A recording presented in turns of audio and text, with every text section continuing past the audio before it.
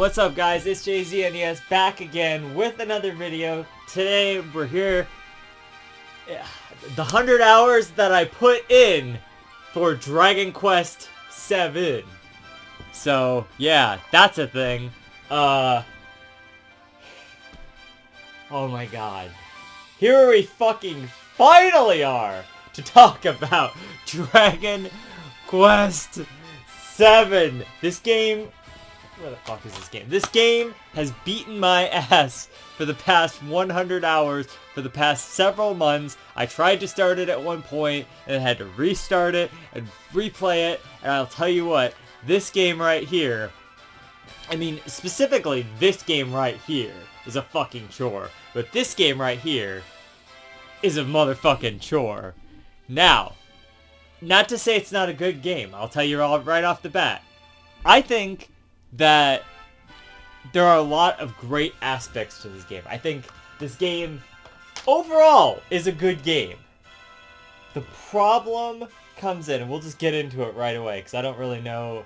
It's been a minute since I've done this, so we'll just skip all the preamble. The problem with the game, off the bat, you know, I love Dragon Quest. I guess that's the preamble, right? I love Dragon Quest. It's my favorite RPG franchise. You know, Persona's got my favorite RPG in it with Persona 4, but my favorite RPG franchise is Dragon Quest. Definitely, actually, Dragon Quest. I was thinking, like, maybe Pokemon, but, like, no, not really, because that series makes games that aren't necessarily always exceptional. Pretty much every Dragon Quest game is really good, you know? So, to an extent, like, you know, 6 and then, you know, 7. It's kind of a divisive one for me because it's really long. They did fix a lot of things for the remake. I do really appreciate that, but at the end of the day, just like, it still has a lot of the tedium of the original, and I haven't played the original in a long time. But I have a really old video on the channel. If you go all the way back, I'm actually talking about this very Dragon Quest. I'd probably show Dragon Warrior 7, this very fucking copy, in that video from like 10 years ago. Strike that, it was 11 years ago. I actually remember, because it was 2012. Might have even been 13 years ago, or 12 years ago, sorry. I can't do math today. It's late. I finally fucking beat this game. 100 hours of headaches and just trying to do things and following this guide verbatim. The main problem with the game, let's get into it, is much like, I think actually they did this a lot in Dragon Quest VI as well. Not to this extent. Like, if I complain about this in Dragon Quest VI, I am sorry, Dragon Quest VI. Nowhere near as bad as all of this. But the problem is you have to talk to specific NPCs all the fucking time. The whole thing is like this big story-based thing, and they'll say like a million things that I could not, after 20 hours, give a shit about at all. So all of that dialogue stuff that's supposed to be building this world and these characters and stuff, I don't give a shit about fucking any of that shit. Toss that out the window, and we'd have a game that was probably like 50 hours long. Maybe not that extreme, but like seriously, like a big portion of this game is go find that person that you need to talk to specifically right now. Go find that specific person, find where they're at, talk to them. They'll tell you to go talk to this person. They'll give you a thing to go talk to this person. Seriously, like the first part of most of like every area, and there's a ton of areas in this game. You'll find a new town, and then you'll go to it, and it's really all just about talking to the specific fucking people in the right order, doing the right things. Now go here, backtrack, go here, go here, go here, go here. It's really annoying. And without a guide, I would have been lost for fucking hours, because I wasn't paying attention, obviously, to the dialogue. There's only so much I can read, you know, without it being voice acted or something, to keep my interest, you know? So, at the end of the day, that is the biggest flaw with the game. Now, I thought initially the job system was another big flaw of the game. It starts off as kind of a big flaw of the game because they gate you. In each area, there's a level cap to your job system. So whatever level that you are, compared to this level cap, will tell the game whether or not you can earn battles towards leveling up your job for your job system. The job system itself is really pretty good. Like, it's very similar to something like Final Fantasy Tactics or one of those kind of systems where you learn certain moves by fighting a certain amount of battles. I mean, that's kind of the tedious part of it. It turns out to be an okay system. The problem with it is this fucking level cap shit. I get, so you wouldn't just go back to the first area and fight the easiest enemies to, like, grind it out, but it's the same shit as in Dragon Quest VI, which was a fucking big problem in that game, and the job system is just so, and I think they did this in 9 too, didn't they? Like, I'm glad 8 got away with not doing it, because it's not a great concept, you know? You just let it be, let it breathe, you know? Just, I don't know. I don't know how you would do it any differently. It ends up being fine near the end game, you know? Like, later on when you're under-leveled. But, for a minute there, I was over-leveled because I didn't know that this job system was going to be a thing. I mean, I knew it was going to be a thing, but I forgot that there was some kind of level cap, so... And then you don't have the job system for, like, the first 20 levels, you know? For like a long time, and then when you actually get to the place where you can do the job system, getting through that area initially, they set you up on this whole dungeon and this whole side quest to even go do it. You like really can't opt out of. He like literally tricks you into doing it. Then you have to fight this boss, and it takes forever too. And of course, you have to talk to all these people and do all this shit. When you're finally done with all of that, you can start working on the job system.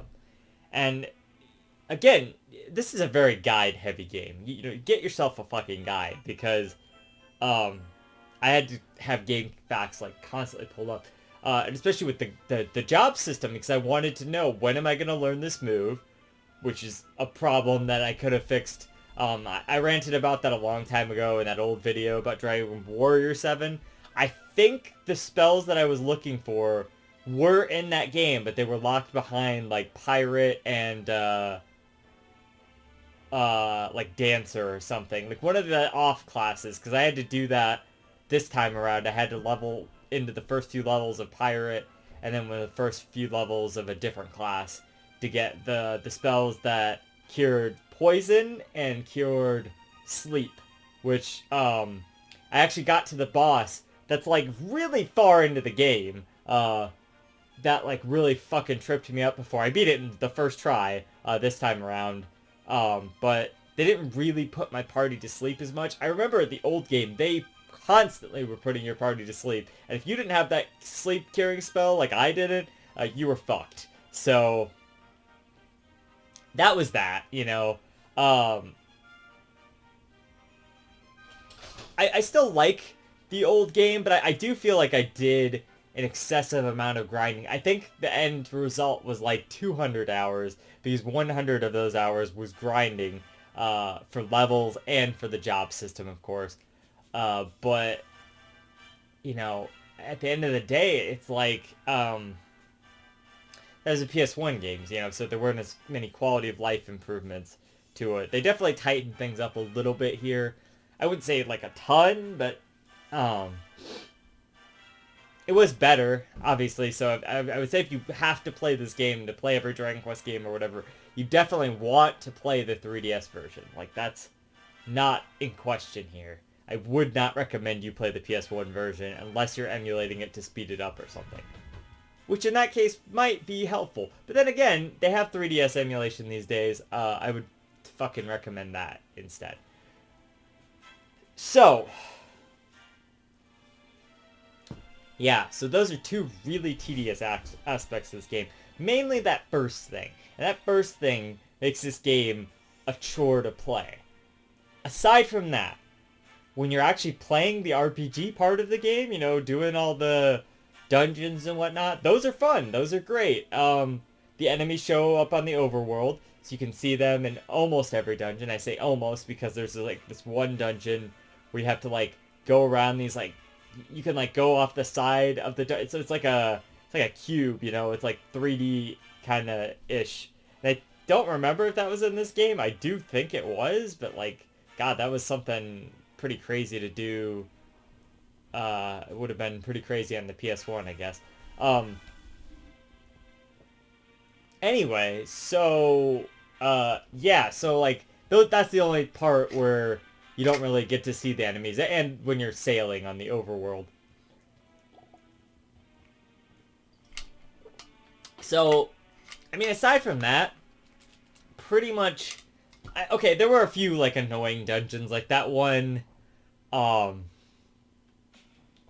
one where you have to, like you're inside like this church or whatever. I don't really know how to explain it, but you have to keep like flipping these walls around and stuff to like get through. That was actually the one that that had the really hard boss from the original that puts you to sleep all the time or whatever. So, but yeah, other than that, like most of the dungeons were fun. Anytime I was playing in a dungeon, I was usually having a good time, except for sometimes the enemies were just like too abundant and you would have to fight them and whatnot.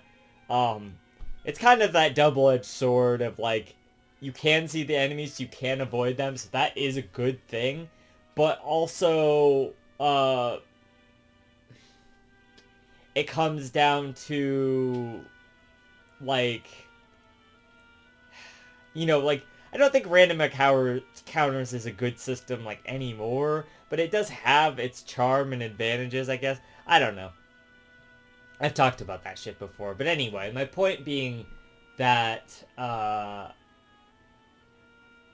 like, that aspect of the game is fine. Like, all the RPG stuff, I was having fun while I was doing that, and, you know, even with the job system and all that, I was always paying attention to, like, when was I going to get the next spell, and, like, figuring all of that out was kind of awkward and weird, and that was all guide related, but, like, once I did figure out all that, not a terrible system, like I said. So, like, overall, that aspect of the game is fine.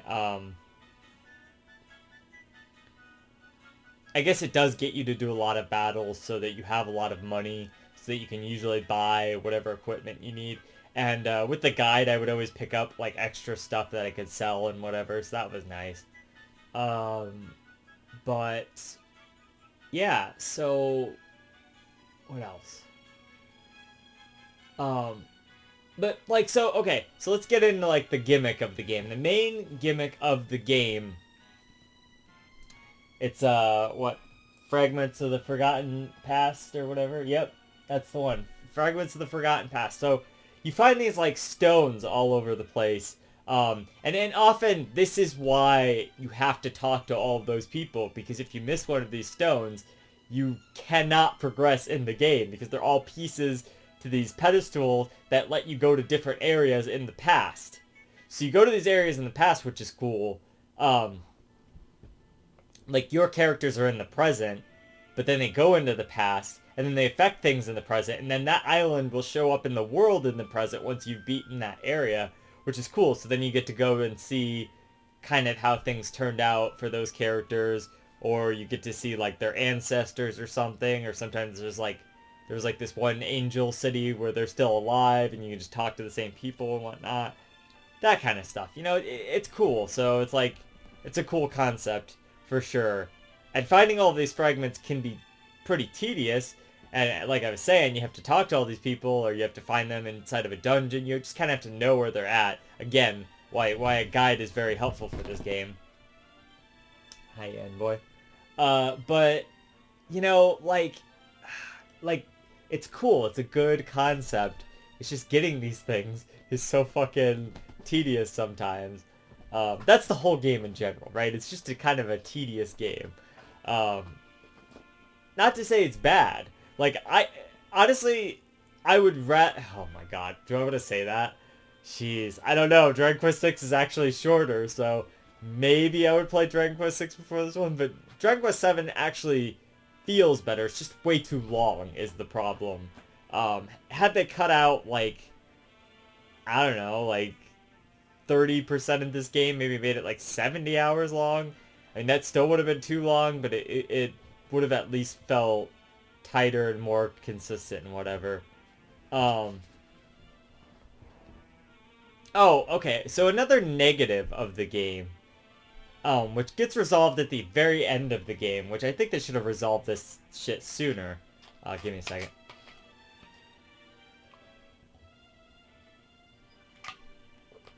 But, like, you constantly are getting new characters, and then those characters get taken away. Like,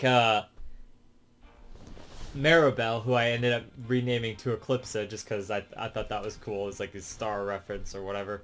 Anyway, so my character Eclipsa was like my main healer. I had her built out in the class of the Sage, and I had Ruff built out in the class of the Sage as well. But them together made it like a really powerful force because they could both be healers.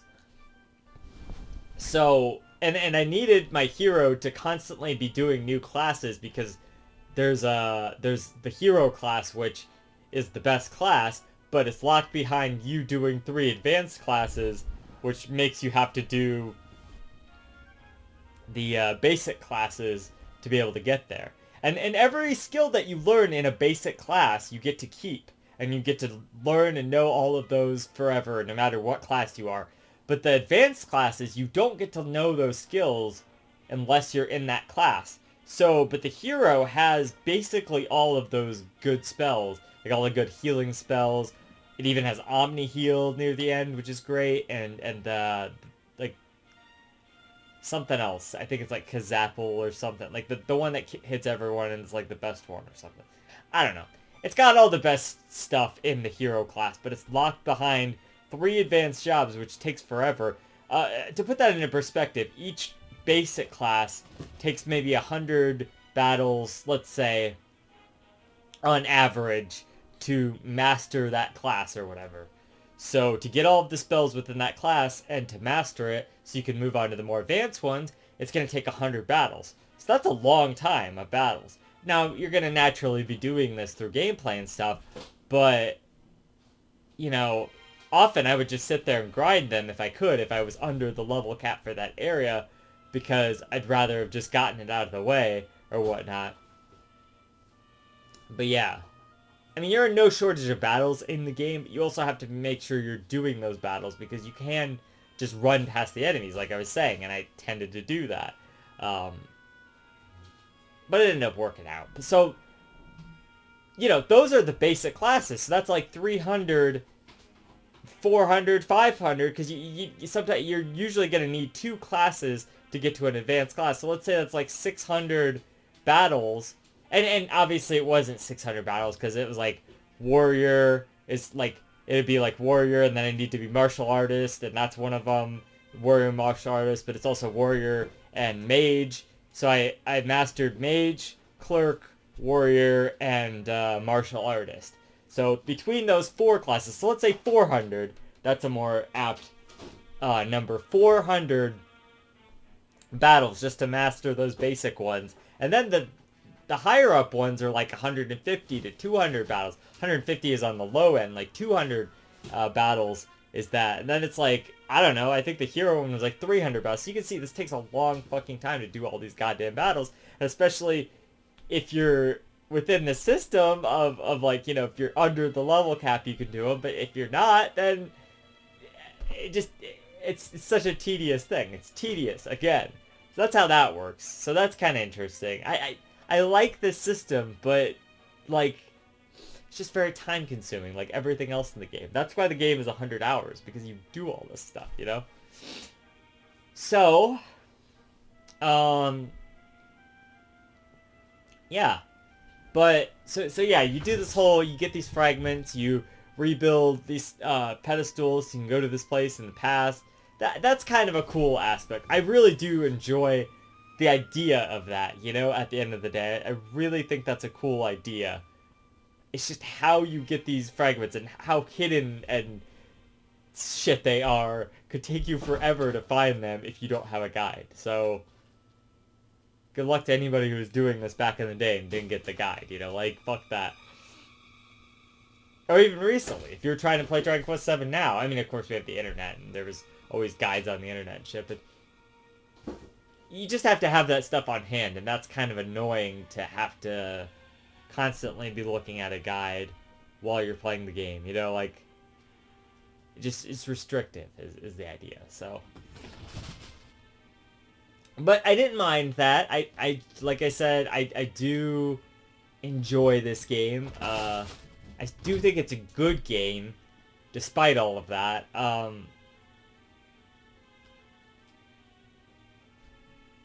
Yeah, I mean, I do like the music, and I think the 3D world and the 3D re-rendering of the, like, 2D sort of sprites they did in the original game brings a lot and adds a lot to the characters. Oh, I was talking about the party members. Yeah, so, like, she was my main healer, right? Eclipsa, and then I had to just kind of adapt because she leaves the story for a long time. One of your first main members, who's a fucking person on the cover here, Kiefer, he's only in the first part of the game, and then later on, thankfully, he gets replaced with his daughter or whatever, because he just kind of stays in the past or whatnot. Spoilers for Dragon Quest VII. And you also get this old guy, Sir Merlin or whatever. Mervin, I think it is.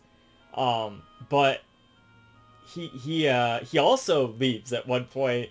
So you just kind of keep getting shuffled around with these party members. So with this job system, it's kind of hard to get anybody's jobs to work out, you know, when you don't have these people for most of the game. At the end of the game, it does give you the option to shuffle between. At the very, very, very end of the game, it gives you the option to shuffle between them. I think that should have been an option earlier in the game.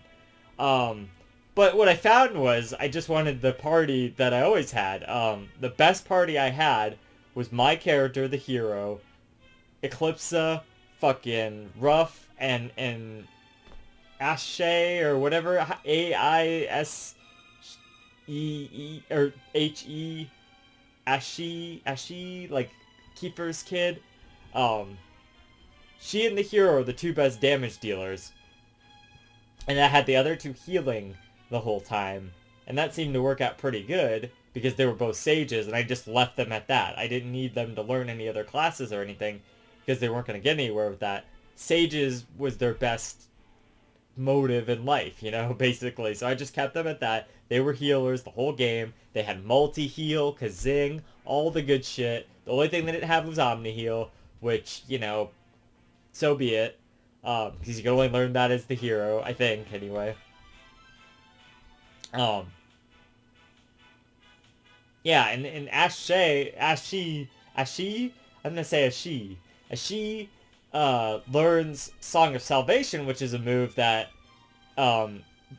you waste that turn, and then the next turn, it'll re-heal anybody who's, downed, you know, who's fallen in battle, basically.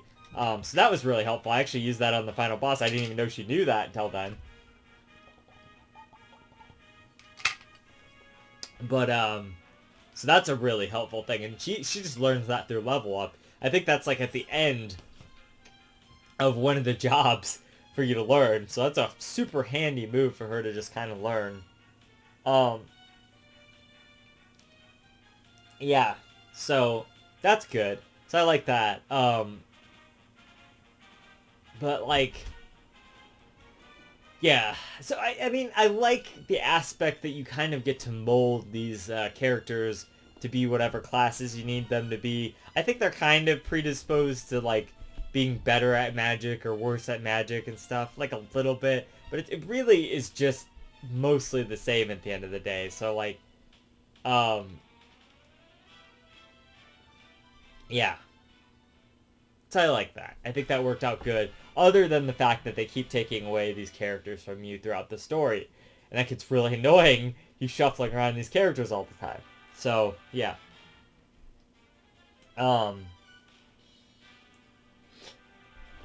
What else? Let me think. I don't know.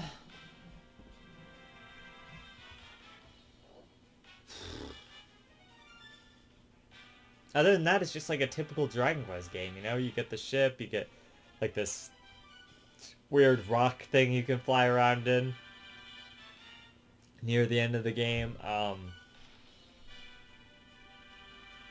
Yeah, a lot of it is just talking to people, and I skipped through most of that dialogue.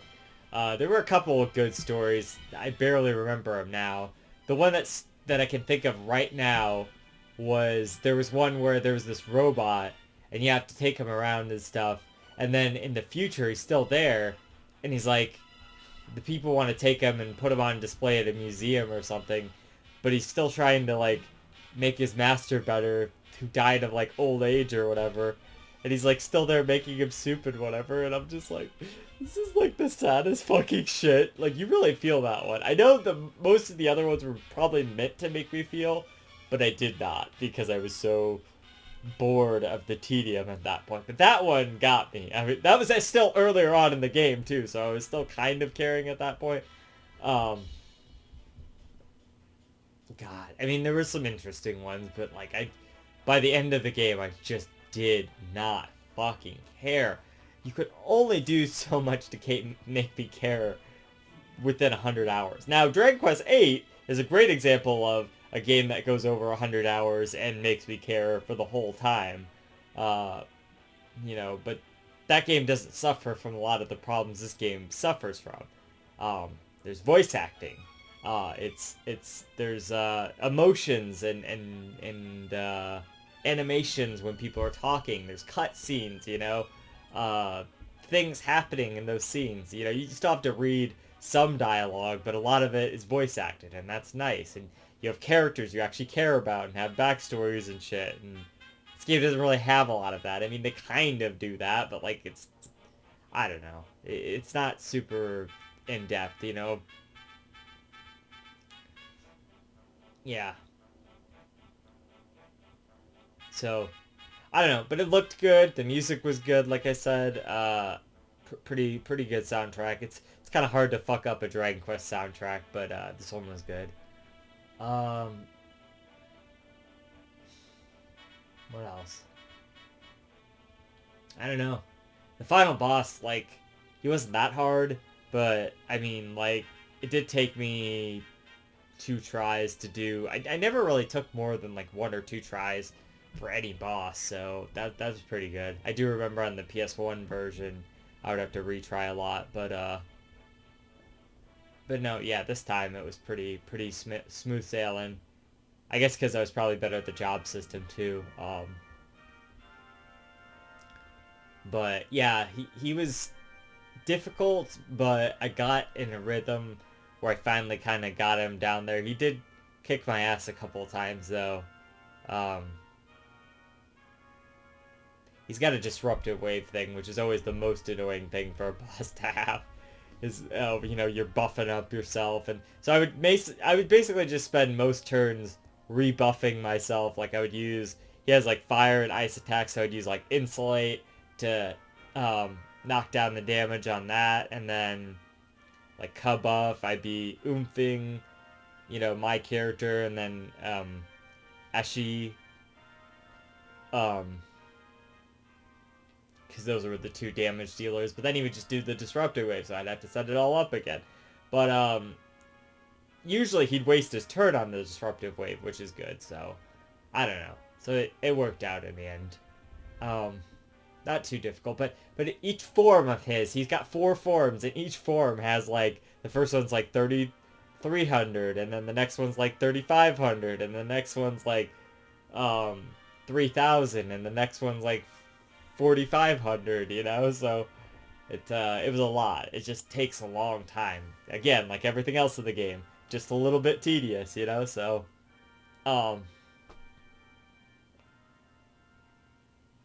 yeah, but I mean, overall, I know I've been pretty harsh and whatnot on the game. I mean, overall, I think it is a good game. It's just way too long. The amount of dialogue is completely unnecessary. They didn't need to do that much. Unless it was going to be like voice acted or something. They could have cut a lot of that. The job system was fine, but like that level cap shit was super annoying for the first few times. Like for the first while, you know, there was like 20 or 30 hours there where I was just like, oh my god, I hate that there's a level cap. What the fuck? I can't progress in any of these jobs, you know? I don't know how they would have fixed that though, you know? I don't think that there should have not been a level cap, because then you would just go back to the original area and just like grind or whatever, but I don't know.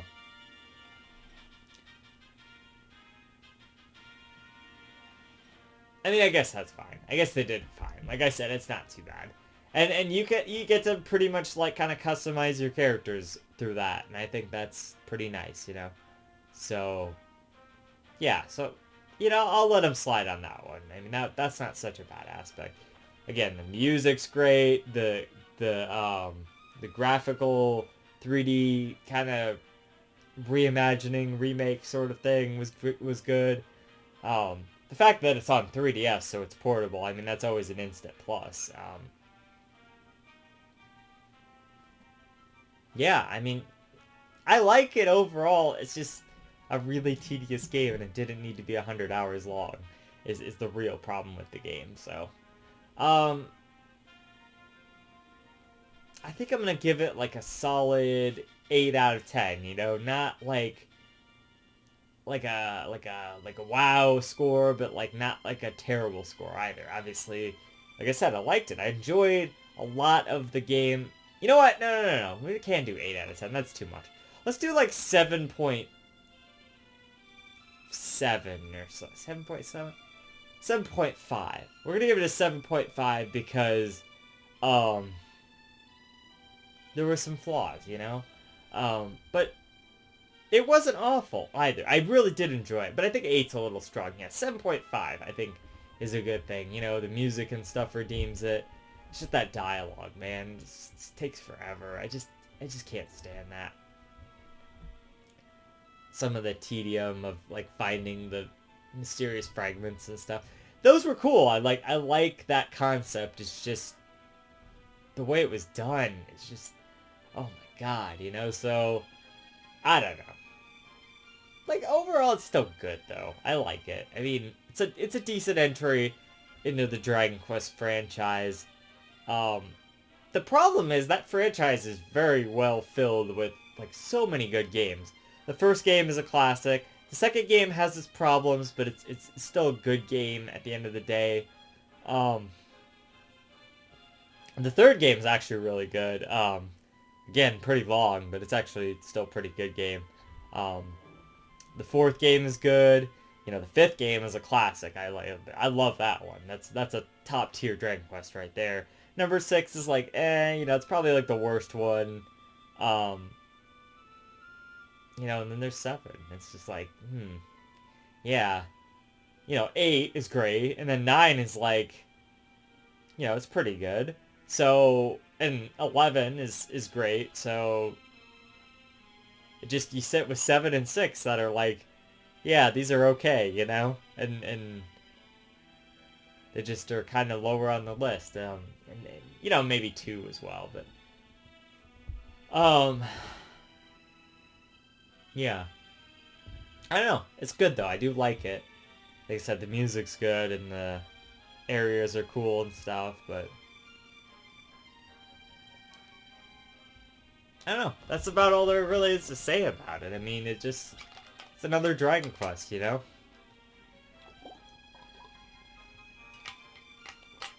Apparently it's like the #1 selling PS1 game, I think, or something like that. In Japan. So over there it was really popular. Over here it didn't come out till like 2001 or something.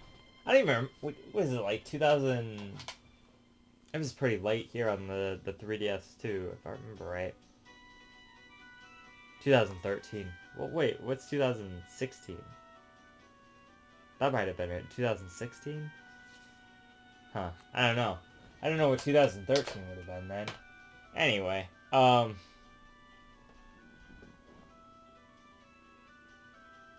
No, I like it though. I think it's pretty good. It's just, it's got its problems. It's way too long. That's the real big problem of it. By the time I was done, I was just so ready to be done with the game. I was so ready to be done with the game, like 50 hours into the game. Like seriously, like halfway through the game, I'm like, oh, is this game fucking over yet? Really? There's 100 hours? I thought that was hyperbole, the 100 hours thing. Like, you know, basically like that would be for grinding or something, but no, it's like literally the game actually takes 100 hours, so. Oh, man. I'm just glad it's so over with. I have it off the backlog, so... I mean, it's not... Is it on the backlog? I guess the remake was on the backlog, but it is technically a game I've played before, but it's a different version of it. Is it going to be considered a gem from the backlog? I mean, I suppose so. Anyway, point being, now I can finally play Dragon Quest VIII when I get the urge to do that. Still gonna put that off for a little bit. Maybe I'll play Hyrule Warriors leading up to the new Zelda there, which drops in May. I've had a couple other things lined up for like June and July and stuff, but like, yeah, True Colors, I gotta do that one. Yeah. So for me, I mean, I think it's been a minute. When did I... What's the last thing I put up? I think it's been a while, right? It's been a while. No, it's been a minute. I mean, not for you guys. Like obviously you guys just get constant shit, but like I can't even remember. You know, there's a lot of great NES titles, but the last video I actually made. It's been a minute. Greatest Adventures. Yeah, I played that like, I don't know, weeks ago, like a month ago or something. I must have, because it was actually, I lined it up before that even, like, and I played all of Life is Strange 2, like, forever ago, so, yeah. I know I still gotta finish the comics. I have the last comic. It's actually sitting right here, so, I will get to it for fans of the, Between the Lines, series. Reading Between the Lines. I'm gonna get to it, I promise. Probably next day off, probably Monday I'll get to it or whatever. But yeah, just Dragon Quest 7, pretty good. 7.5 out of 10.